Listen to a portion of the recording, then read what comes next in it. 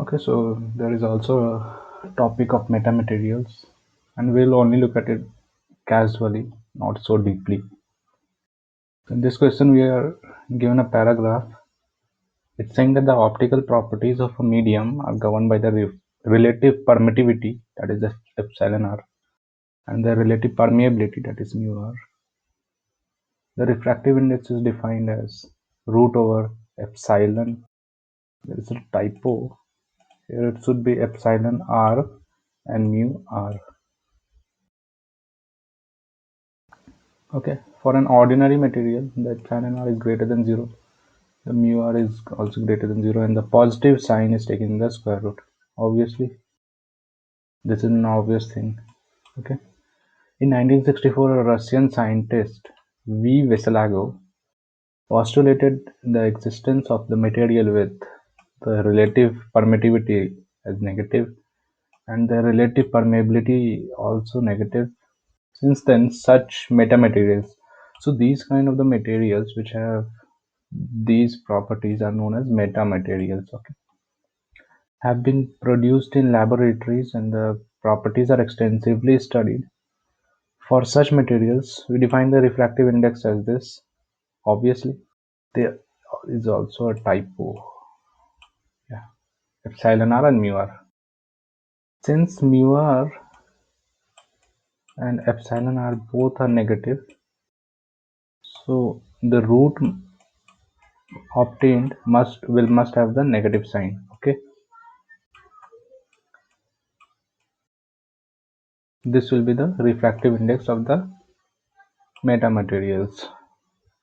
According to the description above, so that if the rays of light enter such a medium from air with refractive index greater than, the refractive index equals 1 at an angle phi in the second quadrant, then the refracted beam is in the third quadrant. It means that if this is the interface between the two mediums, this is air and this is the medium. So if light enters in the second quadrant, then it should emerge as the refractive beam in the third quadrant. Suppose if this is phi. So this will be the phenomenon of a metamaterial if this medium is a metamaterial. So we have to prove this. Okay. The proof is very simple type proof. One second.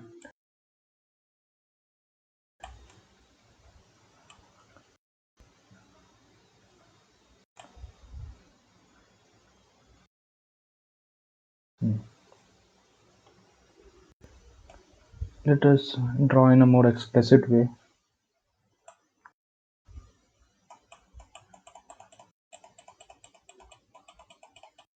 This is the guided lines, the normal lines.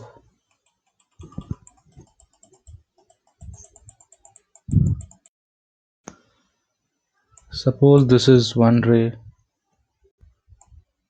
emerges from here. Still we are not knowing that it emerges from the second quadrant, but let us assume that this is a parallel beam of rays. Let this be the wavefront. This is the wavefront, okay, which is perpendicular to both the rays. Let this point be A and this point be B. The angle is phi. Here also it is phi. Suppose this is phi dash, then this is also phi dash, which is the angle of refraction. If this is phi, then this must also be phi, which will be used later on.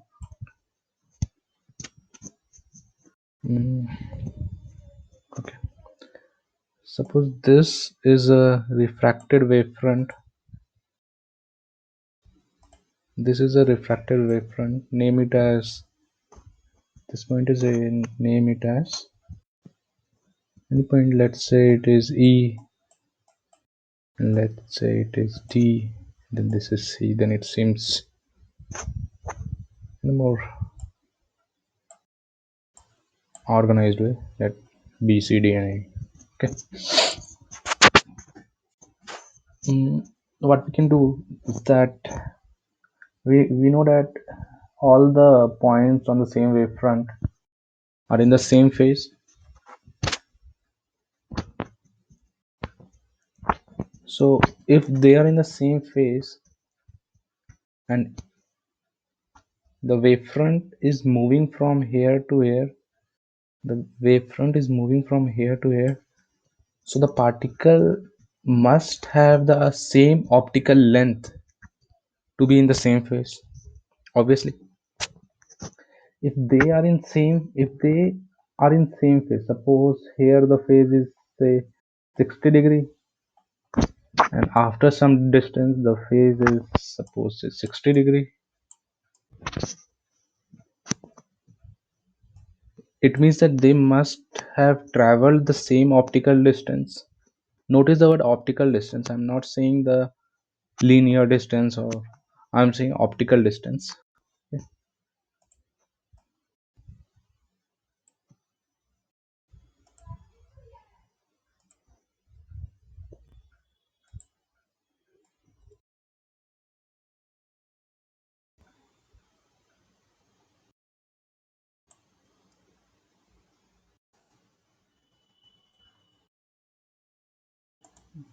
Forgive the glitches.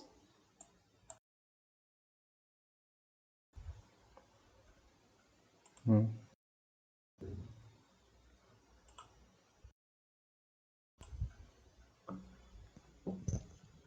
So the optical distance that the wavefront while traveling AE makes would be nothing but the refractive index times the actual length,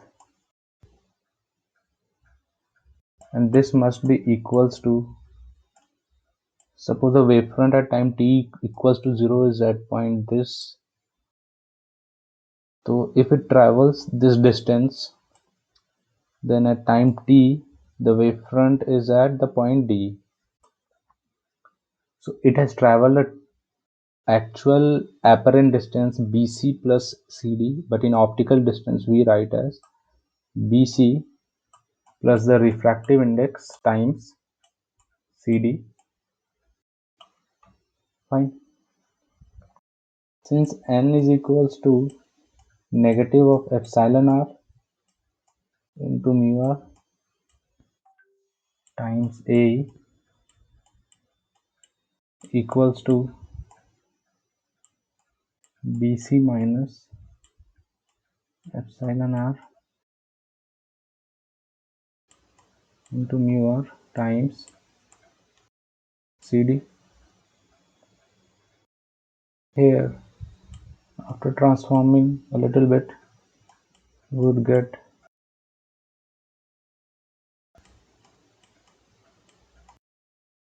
epsilon r into mu r times CD minus A.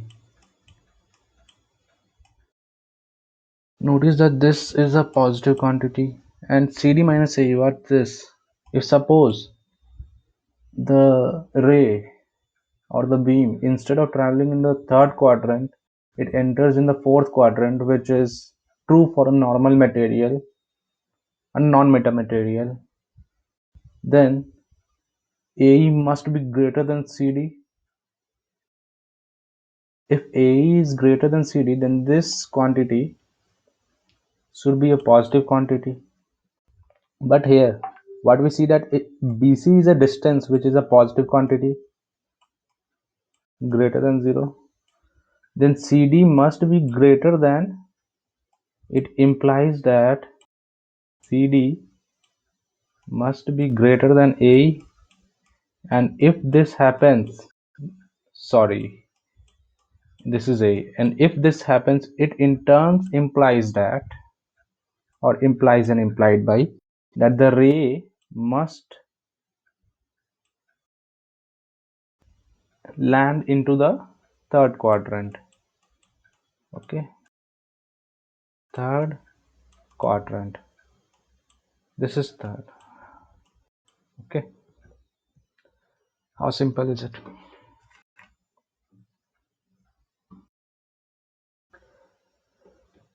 So this one is proved, and we are landing into this question. Prove that Snell's law holds for such a medium. So this is a very obvious things that, not an obvious thing, but it's a, that you should think for it that Snell's law should hold or not. So we can prove this result by a canonical method given in the NCERT.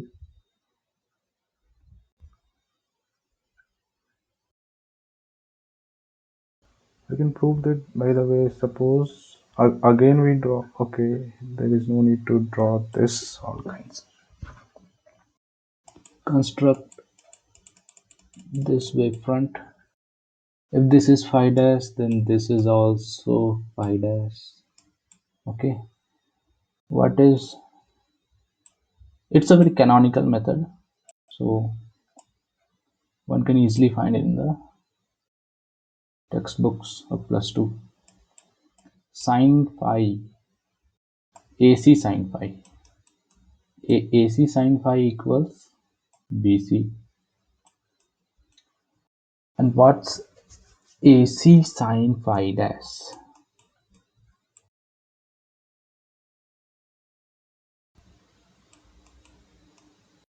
It's nothing but this length, which is nothing but CD minus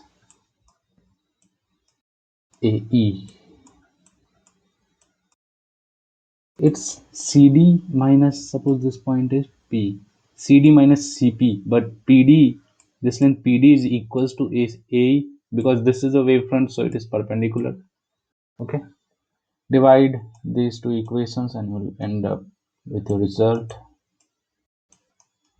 sine phi by sine, and forgive for my bad handwriting. This is BC by CD minus A, which can be written as, from here we could, from this equation we could find the result. This would be epsilon r times mu r, which is nothing but minus n. Since the refractive index is already negative, we put a negative sign, and this is also come by the result. So Snell's law is obeyed. Okay. Another interesting thing about this, that this theory is breached by JEE. Even this is not in the syllabus of CBSE and IIT JEE, but JEE has asked, and JEE has also given a descriptive information about the metamaterial, so it is not a kind of impossible for the students to solve this problem. Okay. You can read the paragraph, but we know that for a metamaterial, if the ray enters in the second quadrant, it land up in the third quadrant. So if a student know this, one can easily select the correct answer, which is C here, and grab up the marks. Okay.